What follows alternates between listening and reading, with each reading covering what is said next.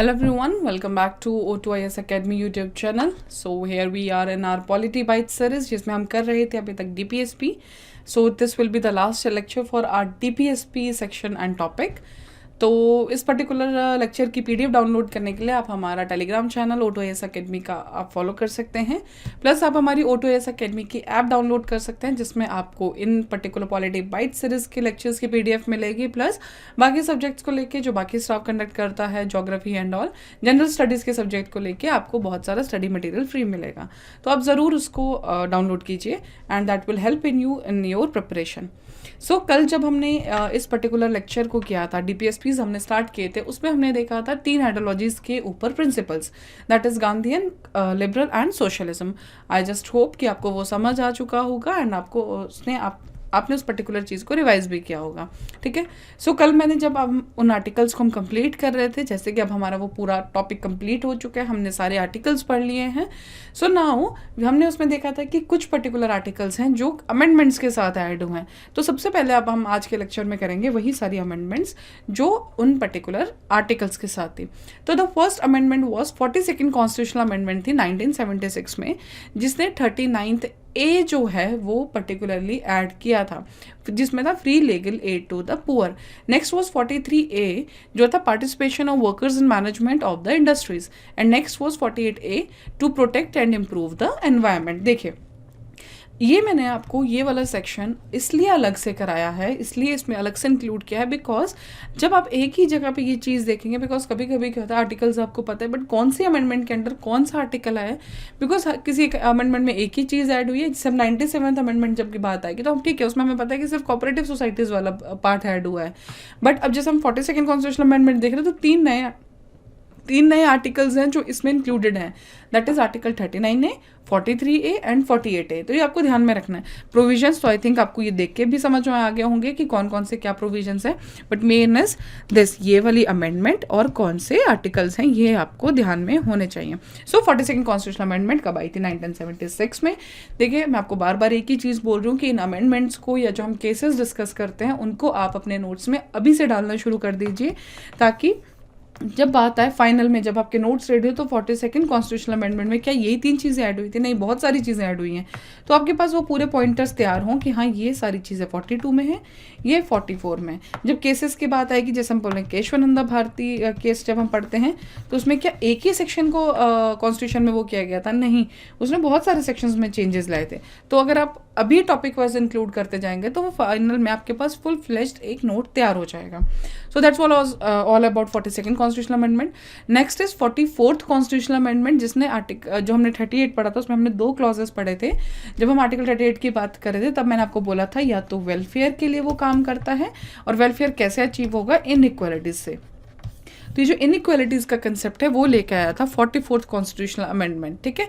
तो इनइक्वालिटीज से आप ये ध्यान रखिए. बाकी हमने फंडामेंटल राइट्स में ये करा था कि राइट टू प्रॉपर्टी इसी के अंडर एलिमिनेट हुआ था. तो this was a thing. Next is 86th constitutional amendment act थी. ये हमने पढ़ा था राइट टू एजुकेशन के टाइम पे भी, कि जब हमने राइट टू एजुकेशन पढ़ा था उसमें हमने देखा था कि 86th कॉन्स्टिट्यूशनल अमेंडमेंट एक्ट जो है 2002 में आया था. और ये किसके लिए? इसने आर्टिकल 41, 21A तो इसने ऐड किया ही था. 41 में इसने क्या चेंज किया था? 0 to 6 years. ठीक है. एंड 97 कॉन्स्टिट्यूशनल अमेंडमेंट क्या ऐड किया था इसने? आर्टिकल 43B, और जिसके अंडर क्या है? कोऑपरेटिव सोसाइटीज़ के साथ. तो आपको ये चीज़ ध्यान रखनी है. तो हमने 3 अमेंडमेंट्स पढ़ी है. वो एक है 42nd कॉन्स्टिट्यूशनल अमेंडमेंट 1976 जो है फ्री लीगल एड और पार्टिसिपेशन ऑफ वर्कर्स और प्रोटेक्ट इंप्रूव एनवायरनमेंट को लेके. 44th ने ऐड किया था 38 के under clause 2, that is for inequalities. And next is 86 constitutional amendment act, जिसने क्या किया था? आर्टिकल 45 को इसने अमेंड किया था. उसमें क्या हुआ था? 0 to 6 years डाला गया था. 21A इसने ऐड किया था as an fundamental right, that is right to education. ठीक है. Next was 97th constitutional amendment act. ये अभी तक तो आप सबको याद हो चुका होगा. That is article 43B, plus इसमें क्या था? Cooperative societies. नाउ नेक्स्ट हमने उसमें बोला था कि मैं आपको बोलूँगी कि आप कैसे स्टेट ने अपने पॉलिसीज के साथ गवर्नमेंट लॉज को उसमें ऐड किया था, कि गवर्नमेंट ने ऐसे कौन से लॉज बनाए थे कि पर्टिकुलरली डीपीएसपी को उन्होंने अप्लाई किया था. सो जब हम लेबर रिफॉर्म्स की बात करेंगे तो लेबर रिफॉर्म्स में एक आया था minimum wage act 1948, code on wages 2020. ठीक है. Contract labour regulation and abolition act 1970 में, the child labour prohibition and regulation act 1986, ठीक है, जिसको जब हमने चाइल्ड लेबर वाला पढ़ा था उसमें हमने ये डिटेल में किया था कि 1986 में ये एक्ट आया था, 1996 में वेलफेयर का फंड बना था, एंड उसके बाद इसको अमेंड किया 2016 में, इसमें अंदर क्या ऐड किया गया था, एडोलेसेंट लेबर। तो ये पर्टिकुलर एक्ट्स हैं जिसके थ्रू हमने जो डीपीएसपी के हमने प्रोविजंस पढ़े थे, जो प्रिंसिपल स्टेट को दिए गए थे, उसके ऊपर हमने काम किया, पार्लियामेंट ने काम किया और ये पर्टिकुलर लॉज उसमें डाले गए। The bonded labour system abolition act 1976, and एक और है the mines and minerals development and regulation act 1957। See this is just example, हो सकता है और भी बहुत सारे एक्ट्स होंगे, ठीक है। तो ये इसको ऐसे ही अप्लाई किया। When it comes to the Panchayati Raj, तो पंचायती राज के अंदर हम क्या देखते हैं, दैट हम देखते हैं 73 कॉन्स्टिट्यूशनल अमेंडमेंट एक्ट 1992 में, और इसने किसको इन्फोर्स किया था, आर्टिकल 40 में है, जो आर्टिकल 40 क्या बोलता है, that is related to village panchayat, ठीक है। तो विलेज पंचायत के ऊपर बात करते हैं, तो पंचायती राज सिस्टम आया था, that is 73rd constitutional amendment act. Next is cottage industry, जो हमने पढ़ा था गांधी जी के प्रिंसिपल्स में, तो उसके अंदर आर्टिकल 43 आपको ध्यान रखना है, 43B अभी हमने किया, that is for the cooperative societies. And इसके अंदर क्या है, जो KVIC मतलब खादी एंड विलेज इंडस्ट्रीज का कमीशन बना है, ऑल इंडिया हैंडीक्राफ्ट बोर्ड बना, सिल्क बोर्ड बना, ये सब इस पर्टिकुलर आर्टिकल के लिए ही है। नेक्स्ट इज एनवायरमेंट के लिए the wild life protection act 1972 में आया, फॉरेस्ट कंजर्वेशन एक्ट आया, एनवायरमेंट प्रोटेक्शन 1986 में। तो ये पर्टिकुलर एक्ट्स जो हैं सारे के सारे किस केस में हमने देखे, ये बनाए गए थे पार्लियामेंट या स्टेट के द्वारा, स्टेट पॉलिसीज के अंदर लॉज इफेक्ट करने के लिए, जो हमारे डीपीएसपी में प्रिंसिपल्स एक स्टेट को बताए गए थे, ठीक है। सो अभी हमने लास्ट लेक्चर में मैंने आपको एक और चीज़ बोली थी कि सबसे बड़ा जो कन्फ्लिक्ट था, जो लड़ाई थी, वो थी कि फंडामेंटल राइट सुप्रीम है कि डीपीएसपी। ये हमेशा दोनों अपनी वैलिडिटी को, अपनी एनफोर्सिबिलिटी के लिए इसके ऊपर बहुत बार बात की गई थी। सो इसके लिए कुछ 2-3 केसेस हैं जो आपको पता होने चाहिए। So first is Champakam Dorai Rajan versus the state of Madras case.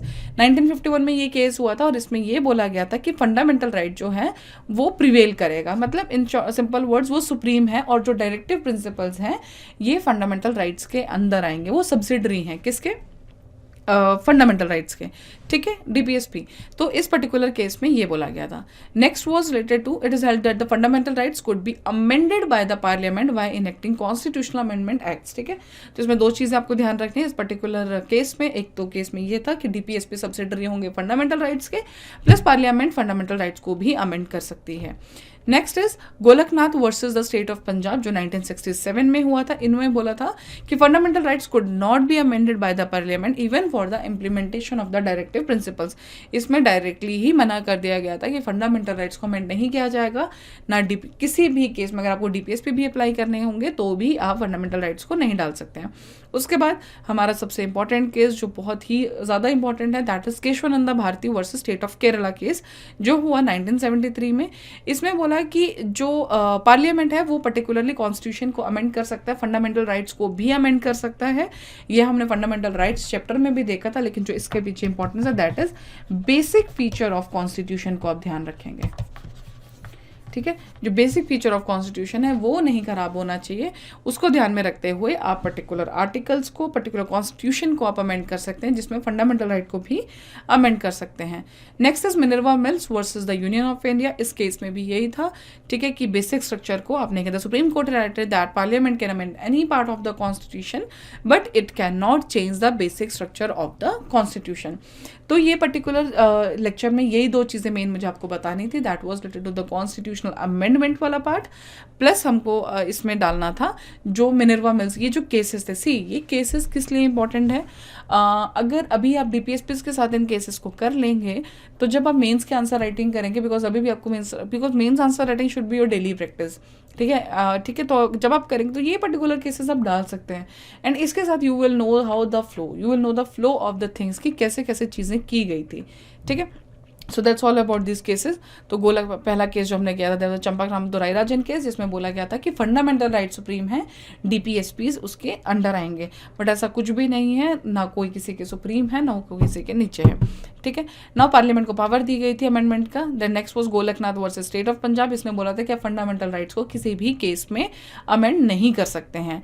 Next was Kesavananda Bharati case, जिसमें बोला गया था कि आप कॉन्स्टिट्यूशन को अमेंड कर सकते हैं, बस आपको उसके बेसिक फीचर को नहीं छेड़ना है। Same is what Minerva mills case, इसमें भी बेसिक स्ट्रक्चर के ऊपर ही बात की गई थी। तो मैंने आपको लास्ट लेक्चर में बोला था कि वी विल सी कि कैसे टाइप ऑफ क्वेश्चंस वेरी करते हैं। So will just practice these questions. Last lecture में भी हमने 3-4 क्वेश्चंस किए थे, सो इसमें थोड़ा सा एक अलग लेवल पे क्वेश्चंस है, तो जस्ट सी दिस, बहुत ध्यान से पढ़िएगा। So consider the following statements. Fundamental rights can be amended to implement directive principles until it does not harm the basic structure of the constitution। एक पर्टिकुलर स्टेटमेंट में 2-3 चीज़ें पूछ ली गई हैं या बताई गई हैं कि फंडामेंटल राइट सुप्रीम है, इम्प्लीमेंट क्या करना है, directive principles, basic structure of constitution, 3 चीज़ों के ऊपर आपको आइडिया होगा। सो बेसिकली अभी आपको पता है कि ये स्टेटमेंट बिल्कुल सही है, बिकॉज अभी हमने किया इस चीज़ को। Next statement, Part 3 of the Constitution of India contains fundamental rights guaranteed to the citizens of India. Article 12 to 35 of the Constitution of India deals with the fundamental rights. पहला slide, पहला question, पहला topic जो हम fundamental rights में पढ़ते हैं, that is it comes under the part 3, 12 to 35 fundamental rights है, तो ये स्टेटमेंट भी बिल्कुल सही है। Next is political democracy is established in India with the help of fundamental rights given in the Constitution of India। ठीक है, तो इसमें बात कर रहा है ये पॉलिटिकल डेमोक्रेसी को लेके। Next is fundamental whereas economic and social democracy is established with the help of DPSP। तो हमने लास्ट लेक्चर में भी ये देखा था, बार बार मैं आपको एक ही चीज़ रिपीट कर रही थी कि DPSP का मतलब है social and economic democracy plus welfare state. ये 2 चीज़ें आपको ध्यान में रखनी है जब भी हम DPSP की बात करेंगे कि कौन सी चीज़ किस लिए बनाई गई थी। ठीक है, सो क्वेश्चन ये पूछ रहा है कि कौन सी करेक्ट है, कौन सी नहीं करेक्ट है। सो इसमें आप देखिए, हमने फर्स्ट और सेकंड करेक्ट मेंशन की थी, and social and economic democracy भी हमने इसमें बोला था कि यही इसका, सो ऑल आर करेक्ट। ठीक है, तो जो इसका आंसर बन जाएगा that will be all the above given statements are true. Yes, now next question is which of the following provisions of the Indian Constitution have been borrowed from the Irish Constitution। तो sources के ऊपर हमने बोला था कि sources बहुत ज़्यादा important है। तो DPSP तो अभी तक आपको पता है, जब हमने DPSP पढ़ा था तो हमने बोला था DPSP कहाँ से लेके गए, इंस्ट्रूमेंट ऑफ इंस्ट्रक्शंस किसमें, गवर्नमेंट ऑफ इंडिया 1935 से, and second was this Irish constitution. तो ये वाला पोर्शन तो है, बट ये अभी तक हमने नहीं किया, तो may be you will get confuse, but yes the nomination of members to the Rajya Sabha and methods of elections of president, ये दोनों भी आयरिश कॉन्स्टिट्यूशन से ही लिए गए हैं। तो जो इसका आंसर बन जाएगा that will B D. Next is which of the following legislations programs implement certain directive principles of state policy enshrined in the Indian Constitution। जो मैं आपको कह रही थी कि जो पार्लियामेंट्स ने लॉज बनाए हैं वो आपके लिए इंपॉर्टेंट हैं, बिकॉज कभी कभी एप्लीकेशन के ऊपर भी क्वेश्चन आ जाता है कि कौन सा लॉ कौन से ईयर में बनाया गया था। ठीक है, so the legal services authorities act, the ancient and historical monument and archaeological sites and remains act 1951, the CRPC 1973। तो ये तो 3 एक्ट्स हैं, बट इसके साथ आपको और एक्ट्स भी जैसे नेशनल ऑनर्स एक्ट के ऊपर है। ठीक है, कुछ कमीशंस बनाए गए, तो उन सबको आपको ध्यान रखना है, बट इसका आंसर है डी। ये तीनों ही बिल्कुल सही हैं। देखिए यहाँ पे इस क्वेश्चन को डालने का मतलब था बिकॉज यू शुड नो कि किस तरह का, किस टाइप के क्वेश्चंस उसमें आ रहे हैं। ठीक है, ये किस तरह से आपसे क्वेश्चन पूछा जा सकता है, डायरेक्ट आर्टिकल पूछा जा सकता है, प्रोविजन पूछा जा सकता है, जो मैंने आपको पहले ही बताया था। तीसरा ये एप्लीकेशन बेस्ड क्वेश्चन की, ठीक है, ये तो कॉन्स्टिट्यूशन में आपको दे दिया, बट स्टेट ने क्या स्टेप्स लिए ये भी उसमें मैंशन ऐसे हो सकता है। सो answer will B D. Next is apart from the directives included in part 4, which of the following is our other directives contained in the constitution। directives का मतलब क्या है, directives मतलब स्टेट को एक वो देना कि हाँ आपको इन स्टेट को आदेश देना, आप कैसे इसको याद रखते हैं, स्टेट के लिए एक आदेश कि कैसे कौन सी चीज़ होनी चाहिए। तो डायरेक्टिव प्रिंसिपल 36 to 51 हम पढ़ ही रहे हैं, बट उसके अलावा भी क्या कुछ डायरेक्टिव्स हैं। येस, सो क्या है, claims of SCs and STs to services and post, directives for the development of the Hindi language, facilities for instruction in mother tongue at the primary stage। तो बस अगर आपको जब ये देखना है तो आपको ये देखना है कि क्या इन पर्टिकुलर प्रोविजंस के लिए कोई आर्टिकल हमारे कॉन्स्टिट्यूशन में इंक्लूडेड है जो स्टेट के लिए जिसको काम करना है। तो ये इसमें ये तीनों ही बिल्कुल सही जवाब हैं, दैट इज़ 1 2 3। SC STs के सर्विसेज और पोस्ट के लिए भी आर्टिकल है, हिंदी लैंग्वेज के लिए भी आर्टिकल है कि पार्लियामेंट को हिंदी लैंग्वेज के लिए काम करना होगा, मदर टंग के लिए भी है एट प्राइमरी स्टेज। तो ये सब हम जैसे सीरीज पढ़ते जाएंगे, या मदर टंग की प्राइमरी स्टेज, ये सब चीज़ें हम उन आर्टिकल्स में देखेंगे। बाकी माइनॉरिटीज़ का हमने फंडामेंटल राइट्स में ऑलरेडी कवर कर लिया था। Okay, so answer will be C. So the last question और टेक टाइप देखने के लिए, अब देखिए हमने जब ये करा था, जब हम DPSP के आर्टिकल्स पढ़ रहे थे, हमने एक टर्म पढ़ी थी लिविंग वेज, ठीक है। उसमें मैंने आपको कंसेप्ट बताया था कि एक होता है living wage, one is fair wage and one is minimum wage. आपको याद है जब हम लिमिट एंड डेरिवेटिव्स करते थे, एक लोअर लिमिट होती थी जिसमें हम 0 to इन्फिनिटी भी अगर हम लेके चलते थे तो एक लोअर लिमिट होती थी, एक अपर लिमिट होती थी। आप इससे याद रखिए 0 विल बी आर मिनिमम, मतलब लोअर लिमिट आप याद रखिए, लोअर एंड अपर। तो minimum wage will be our lower limited, upper limit is our living wage and बीच का जो है दैट इज फेयर वेज, ठीक है। तो अब इस चीज को याद रखिएगा। So a minimum wage includes the bare needs life like food, shelter and clothing. तो ये बिल्कुल सही है, मिनिमम वेज रोटी, कपड़ा, मकान। अ living veg includes minimum wage plus education, health, insurance etcetera, मतलब एक अच्छी लाइफ जिसमें आप सब कुछ हो कर सकते हैं। A living wage is mean between fair wage and minimum wage. No, this is wrong, because अभी हमने किया कि लिविंग वेज क्या है, this is upper limit and minimum wage is our lower limit. तो इसके साथ थर्ड गलत हो गया, तो हमारा आंसर बन गया answer B. Okay, so that is all about this now DPSP particular chapter. अब DPSP को हमने बहुत डिटेल में कवर कर लिया है। लास्ट लेक्चर में हमने उनके प्रिंसिपल्स देखे कि कौन सा प्रिंसिपल क्या दर्शाता है, उसमें क्या चीज़ है। बट इसमें आज के लेक्चर में हमने देखा सिर्फ दो चीज़ें, जो है कॉन्स्टिट्यूशनल अमेंडमेंट्स जो DPSP को लागू करने के लिए, या जो हमें टाइम के टाइम साथ जो हमें नीड लगा उस चीज़ को इंक्लूड करने के लिए। प्लस हमने देखे 3-4 केसेस, आई थिंक 4 केसेस हमने देखे, ठीक है। 4 जो दोराई राजन केस देखा हमने, केशवानंदा भारती केस, गोलकनाथ, सबसे पहले कौन सा आया था, Dorai Rajan, then Golaknath, then Kesavananda Bharati case, then is Minerva mills case, ठीक है।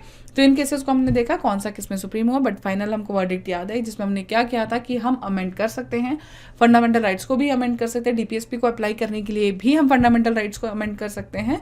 बट द थिंग इज आपको बेसिक स्ट्रक्चर ऑफ कॉन्स्टिट्यूशन से नहीं छेड़ना है, ठीक है, तब तक आप अमेंडमेंट कर सकते हैं। सो दैट इज, उसके बाद हमने देखे आज के क्वेश्चंस, क्या क्वेश्चंस का वेरी कैसे आता है, आर्टिकल के बेसिस पे भी क्वेश्चंस है, प्रोविजंस के बेसिस पे भी क्वेश्चन है, एप्लीकेशन उनको कैसे गवर्नमेंट ने उसके लिए काम किया, क्या काम किया, उसके ऊपर भी क्वेश्चंस है। प्लस पर्टिकुलर कोई वर्ड उठा के उसके ऊपर भी क्वेश्चन है कि किस पर्टिकुलर, जैसे अगर यहाँ पे मिनिमम वेज उठाया, लिविंग वेज उठाया है, हो सकता है कोई कोऑपरेटिव सोसाइटी उठा ले, इन पर्टिकुलर चीज़ों के ऊपर भी क्वेश्चन पूछे जा सकते हैं। So that's all about the DPSP chapter. Hope you just now, I just hope कि आपको पूरा चैप्टर अच्छे से क्लियर हो गया होगा, सारी आइडियोलॉजीज क्लियर होगी कि क्या सोशलिज्म, क्या लिबरलिज्म है और क्या आपके पास गांधीयन है, तो ये सब चीज़ें आपको अच्छे से क्लियर हो गई होंगी। एंड बाकी बार बार आप इन क्वेश्चंस को जरूर देखिएगा, बिकॉज इससे आपको ये समझ में आएगा कि क्वेश्चंस का टाइप कैसे चेंज हो सकता है, ठीक है। Once you will be clear with this type, you will be comfortable with this type कि कैसे क्वेश्चन पूछता है पर्टिकुलर टॉपिक से, तो उसमें आपको उसके बाद उसको रिविजन करने के बाद आप जब भी पढ़ रहे होंगे तो at least you will B have that idea कि हाँ पर्टिकुलर प्रोविजन से मुझसे क्या पूछा जा सकता है। So that's all about this chapter. Thank you so much. I just hope you like this lecture and do download our app and subscribe our YouTube and O2IAS Academy Telegram channel. Thank you so much.